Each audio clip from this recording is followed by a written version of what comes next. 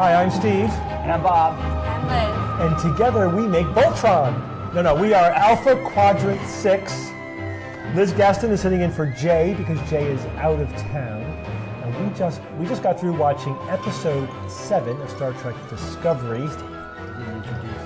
Oh, I didn't introduce your friend. Yeah, this is my friend Bones. Bones. All right. It's our Halloween tomorrow, so... Mascot for our Halloween episode. Yes. Sorry, I didn't introduce you, Bones. So this episode has a long name. It's Music to Make the Sanest Man Go Mad. But replace music with magic. Magic. To make the sanest man go mad. Yes. So it's too long. I didn't get it. So this was a loop episode. A time loop episode. I love time loop episodes, which of course reminds you of the episode of Cause and Effect from Next Gen, which is a classic time loop episode. Excellent. And this one was excellent as well. I think it kind of lost it a little bit. It built up a lot of momentum in that first act, and it kind of dropped a bit, but it was a ton of fun. I think it's going to take a lot of people that have been on the fence about this series and really make them love it, because this was just so much fun. And come on, Mudd is back, and he was fantastic. He was I couldn't take my eyes off of him. And he had the best entrance of a character that I can think of in a long time when he walked out of that space whale. What was it? He walked out of the giant celibate space whale. The celibate space whale. Yes, there he is. There he was. There he is. Cool helmet. I mean, yeah. I was actually mad when he took his helmet off because I was spoiled that Mudd was in the episode. So I knew it was him as soon as he came out. If I hadn't known, I think it would have been a lot of fun. Would have been a fun movie. Who the hell is that? That's funny because I didn't know he was going to be in the episode, and when I saw the giant space whale, I don't know, seemed like something was going to come out of it. I was like, I bet it's Mudd. No way. And then the bug guy came out, and I was like, ah. Good for you, though. Wow. That's... So yeah, this is the second episode already with Harry Mudd. I do like the portrayal of that character. Rainn Wilson. Yeah, and it's he's darker. Great. I mean, he's great. a psychopath. Yeah. He really is a psychopath. But he's the worst kind of psychopath. He's competent, and he's got a time travel band on his wrist. He's a competent, time traveler, intelligent psychopath with access to advanced technology. Right. He is a force. I mean, what he accomplished at first, before I knew the details of how much time looping he was doing, I was actually like, come on, give me a break. This guy is breaking, Starfleet security protocols, and he's taking over the computer of this flagship of the Federation. Come on. But we didn't really appreciate that he was treating everything, the ship and everything, as basically a video game that he could reset, and each learn. iteration, all you had to do is just learn one thing. One thing, right. Torture one guy into giving him the access codes, to the computer, and then use that to get one other thing, and then one other thing, So, and of course, this is a time-honored, if you will, convention within science fiction. There's a ton of movies and shows where they do the time loop. Yeah. So it's been done. So that was very derivative, but they did it well. And always the risk with a time loop episode is that you have to watch essentially the same action over and over again. But in this case, everyone was different. You didn't quite know how many iterations there had been, and so that caused a little bit of confusion, but you kind of were able to figure it out, right? Yeah, and I thought that they really kind of freshened it up, because a couple of things were different. So you come in and it's been going on for a little while, so you're kind of figuring out that this has been happening over and over, and you're not there from the first one, like you often are, Yeah. And then also you're not seeing it from the perspective of the person who's experiencing the time loop. You're seeing it from people who are caught in the time loop and have no idea. So most episodes, I feel like you would see it from what's his name's perspective. The doctor, the science Stamets. man. Stamets. Yeah, Stamets. Yeah. So Stamets was the reason why they didn't lose, right? Because they were stuck in the time loop. They had no chance to beat Mudd as long as he could. Because every time he loses, he just resets it until he wins. But Stamets was outside the time loop. Stamets was because he has the DNA from the tardigrade, so he is outside of time in a way. So that was I guess they kind of set themselves up for a time loop episode because of Stamets' history, and we know that he's kind of freaking out a little bit. So that was okay. So Stamets was he was the continuity that was that allowed them to compete with Mudd. Right. Otherwise, you'd be basically of Shit Creek. I mean, if some information can't go from one loop to the next, then you're going to be repeating the same thing and same thing. Like poor Kelsey Grammer in Cause and Effect in Next Gen, where he had no clue what was going on, and he had been through like decades. I mean, like a 1,000 iterations, because I think his loop was tiny. But don't forget now. Mudd wasn't just doing a reset; he was blowing up the Enterprise. He was blowing up the ship every time he did it. And whenever the ship is first destroyed in that scenario, it's always like, oh, okay, it's a time loop. You know, so as soon as it blows up, like either a dream or it's a time loop, or it's a really short series. But that's always an exciting time, and to watch people die and have the ship blow up is wonderful because it's not permanent. So you could see that, get that kind of visceral reaction and know it's not. It's not. I did like what they did before you know it's a time loop, right? That first iteration, it actually wasn't the first, but it was the first one we were seeing. Because he was killing people, nobody major, right? So it was plausible that was happening, but it was really bad. And Mudd is bragging about how he's going to take over the ship, he's going to kill the captain. Right. And you're like, come on, how's that going to happen? And then, of course, then we figure out, it's a time loop, and then it all makes sense, and his bragging was actually accurate. Right. Yeah. He was having fun with it, killing people in all different creative ways, and blowing the ship up in all different ways. Yeah. They showed a little montage of him killing the captain, Lorca, over and over again. He said, "Do you know how many times I've killed you? Like 56 times or something." 53, but who's counting? They showed like 4 or 5 different ways of him taking out Lorca, which was, awesome. Because how often are you going to see Lorca die like that? Probably, never.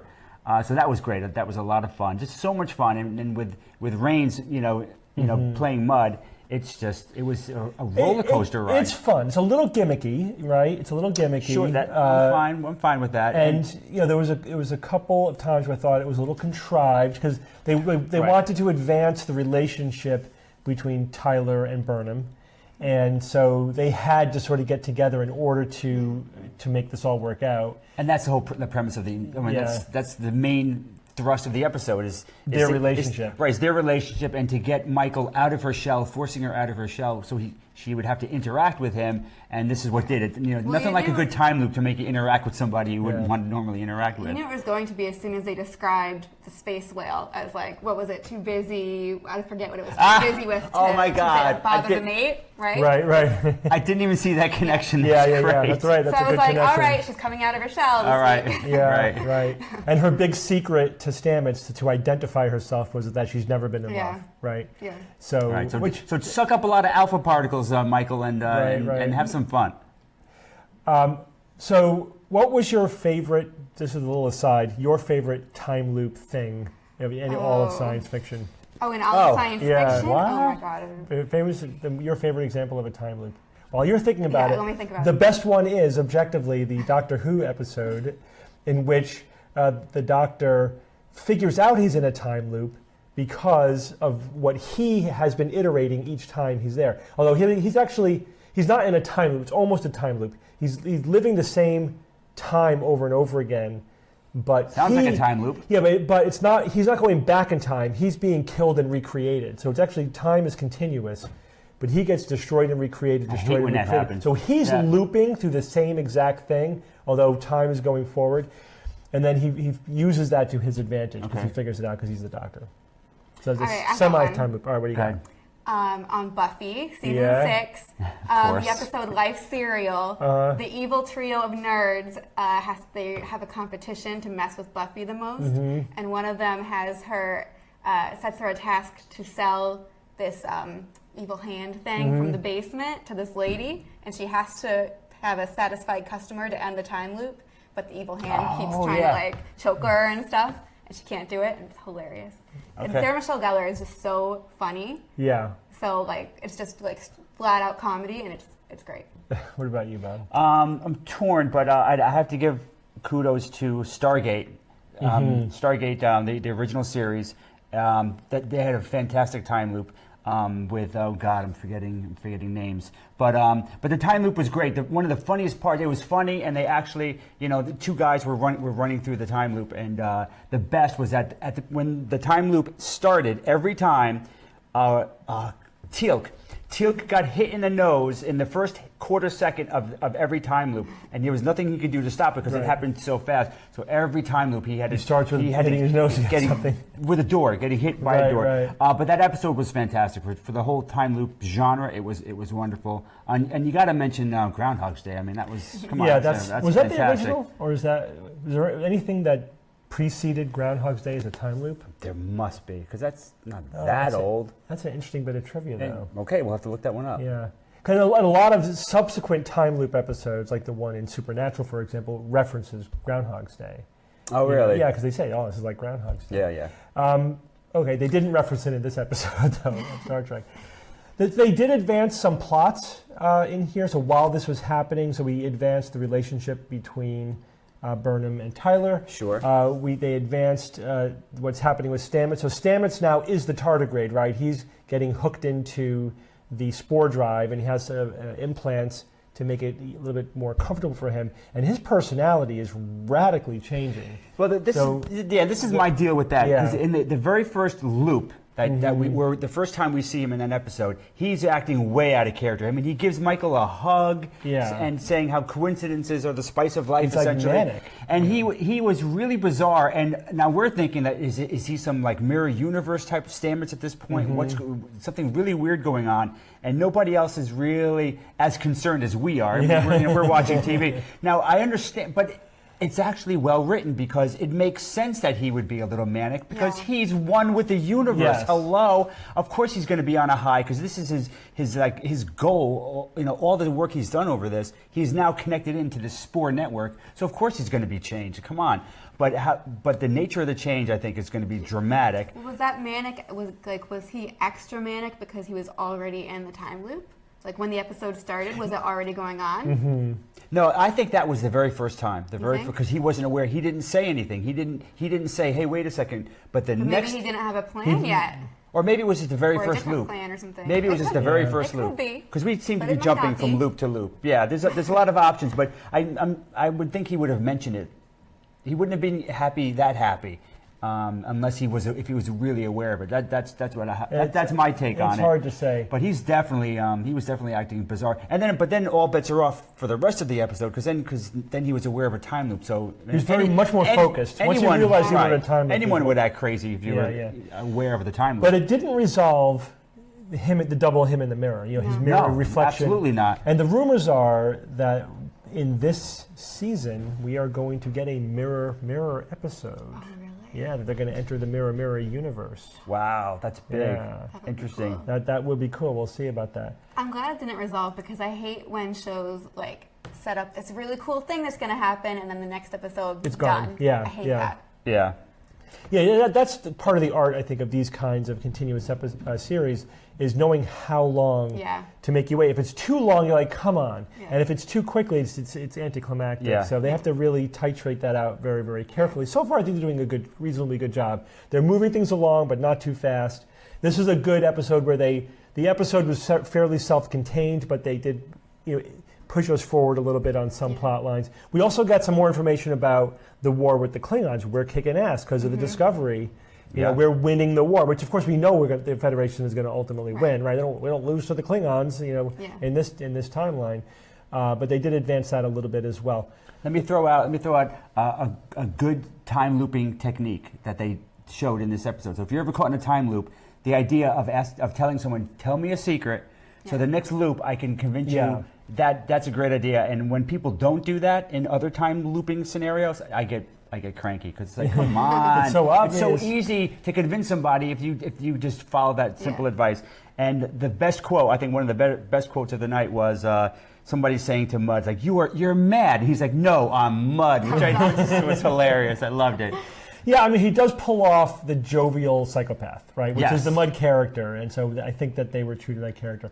All right, so the most contrived thing in this episode, by far, which you knew it was coming. Yeah, getting Michael and no, that was the second. That was the second most contrived thing in the episode. There's more contrived than that. Yes, was the fact that they let Mud go at the end of the episode. I mean, come on, the guy almost sold out the entire Federation to the Klingons. Right? He was going to kill pretty much or just turn over to slavery the entire crew of the Discovery.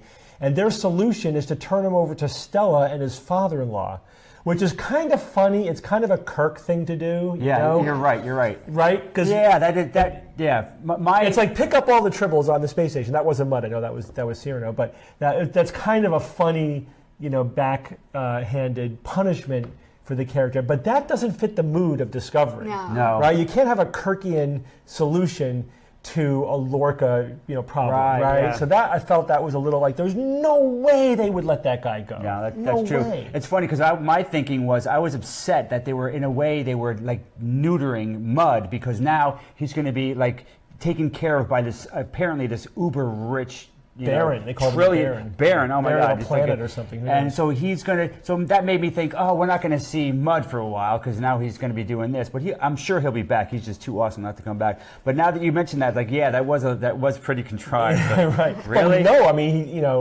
they could have put him in prison, then he escapes. I mean, that's another possibility. He has to be out and about for the original series in 10 years. Right. So that's why we knew that they were going to kill him. But I thought that, Right.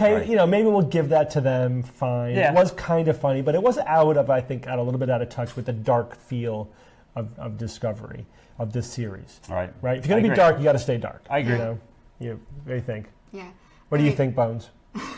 No? He's not talking. It seemed like, they had, he's so screwed, like, this is going to be awful, this Baron's going to kick his ass, or whatever they thought was going to happen, and then it doesn't go that way, and they're just like didn't know what to do for a second, but you get it together and like make a different plan. Right. I did like how Stella had his number. I mean, she did have his number. She wasn't bamboozling her at all. So we'll see what happens. I'm not too distraught by it. Okay. You have some trivia for us about this episode? Yeah, this episode showed that weird crew member on the bridge. Mm-hmm. Really close. The one that's kind of like robot, cyborg, android, what was it? They had some really good close-ups. If you remember when we watch it, I always get excited when they show a close-up. There's the sun. There's the whatever that is. So I found out more about her, and it's not an android; it's a cyborg. Which I mean, that's a lot cyborg of human, Homo sapiens. Yeah, it's cyborg human. It's not a constructed android like Data, which is a bit of a surprise because that's a lot of robotic stuff going on there. It's not simple, little like a cyborg, like an eye or hand. But we haven't seen much else of her anatomy, right? We just know just her face and her uniform. Right. But there's a lot going on there. So she definitely is a cyborg. The character's name is Arium, and it's played by Sarah Didich. Mm-hmm. And when they were developing the show, they wanted to have somebody interesting in the background, and they called her Plate Face, and they fell in love with the character. So they really worked hard on her, and they actually are developing a couple little storylines. So we're going to actually interact with her at some point. That's what I was wondering. I think that's a great idea. It is. To have some characters, like interesting characters in the background. We'll save them for later. Yeah. And then introduce them in more detail as the series develops.